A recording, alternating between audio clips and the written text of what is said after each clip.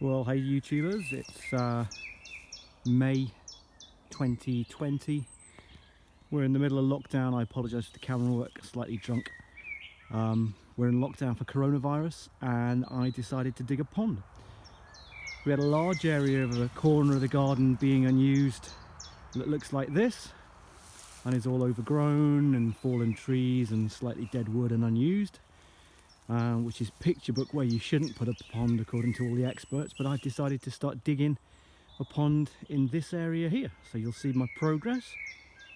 Cut away a few trees, sorted out the ground, and have started to dig away.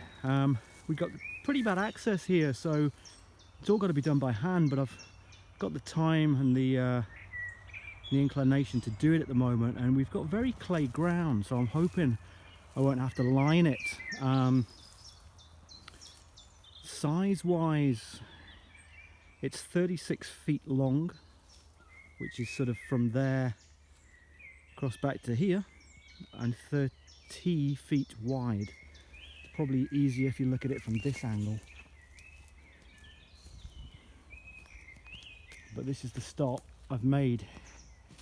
So in the far corner, you'll see some cardboard boxes a mile away, and a shovel and a pickaxe and whatnot, and up there's a slight hill. It raises about 4.5–5 feet, and I'm digging in a waterfall. I'm gonna have a pump running, pumping up to a waterfall, an area with a filter, mechanical and biological, and then it'll come down and it'll cascade down through the gravel, the plants, hopefully clearing the water up. But it is going to be a clay pond, and so well, it might be a little bit murky, but who knows, it might clear it up beautifully. But yeah, so 30 feet wide from where I've cut the trees there, the stumps, to there, the edge of the round. It's kind of a big egg shape, and my calculations have got it coming out at around about 90 to 100,000 litres, so there's a fair amount of soil to be removed. I've done, I think, about 10,000 litres so far, so really not a lot, but then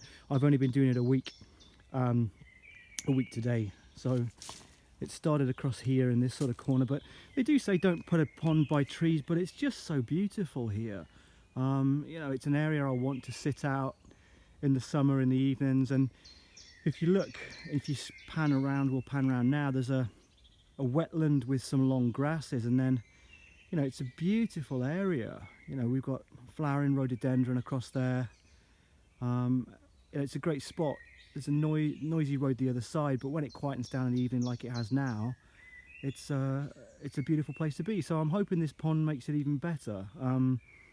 You know, it makes it a great spot to be, but it's going to be a lot of work, I know that, and it's going to take me some time, but maybe once a week, if I pop one of these videos up, you'll be able to see.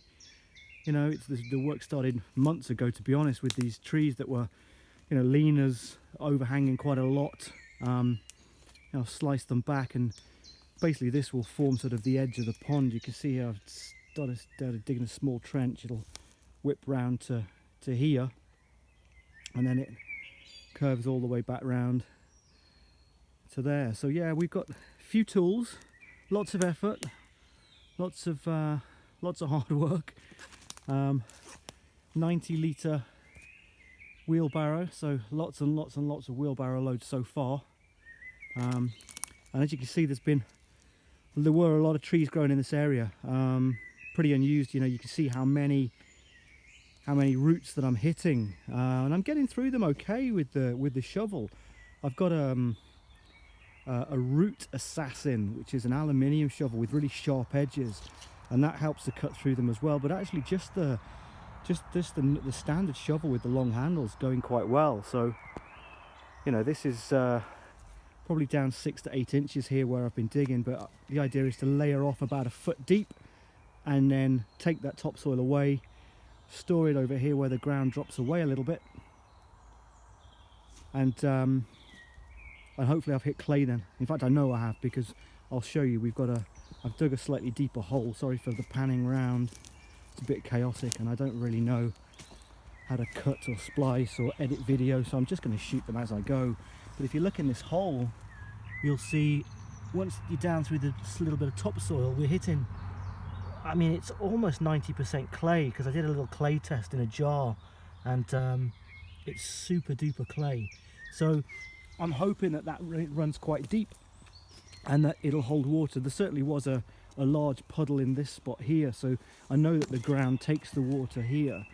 And just to finish off, we'll take a look. So I'm stood where the pond will start, and you can see it's a slight rate. It's about a 4.5 feet hill in front of me, and at the top I've dug a hole that's about the right size to take what is an old disused bathtub, and I'm going to use it to fill with filter medium like Alpha Grog, you know, bits and bobs like that, and just see if that can be some foam pads, see if that can be a mechanical and biological filter, and then use this as gravel, a cascade, a lot of plants here, and so it'll starting to shape out a little bit of the waterfall now, and you know, that'll be a deep trough, a deep trench that the first drop will come into. You see here that's about 2.5 feet, and it'll go straight down into there, cascade out along some gravel, a couple more bricks, one going that way, one going that way, and then eke its way out down to the pond through gravel. Sorry about going so fast, but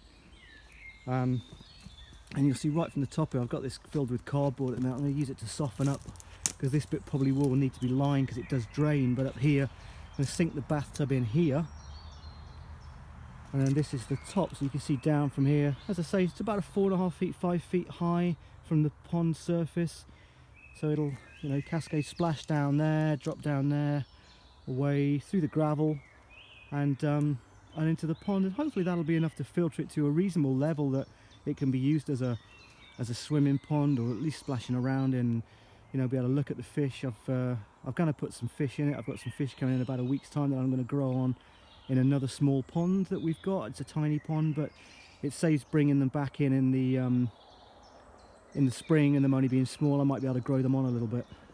And yeah, so these tools, I mean, they're working great. You know, it's not rocky land by any means. It's very rooty. You can see there's a huge amount of rootstock I've been breaking through. But this shovel's going through it great guns. You know, I haven't sharpened it, I haven't done anything silly with it. Just straight off the shelf, really. It's 14 pounds shovel from B&Q, and the same with the pickaxe, really. You know, smashing holes in that. It's going great.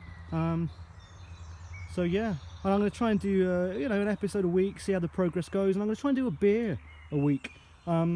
And this week's beer is this fine fella. So it's Adnams Broadside, and Adnams is a brewery based in Southwold in Suffolk, which is on the east of England, very flat part of the country.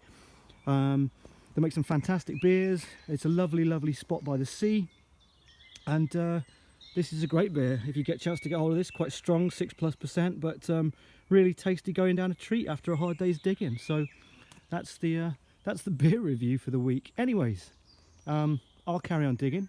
Hopefully you've enjoyed watching this, and we'll see some progress next week. Thanks for watching. Bye bye now.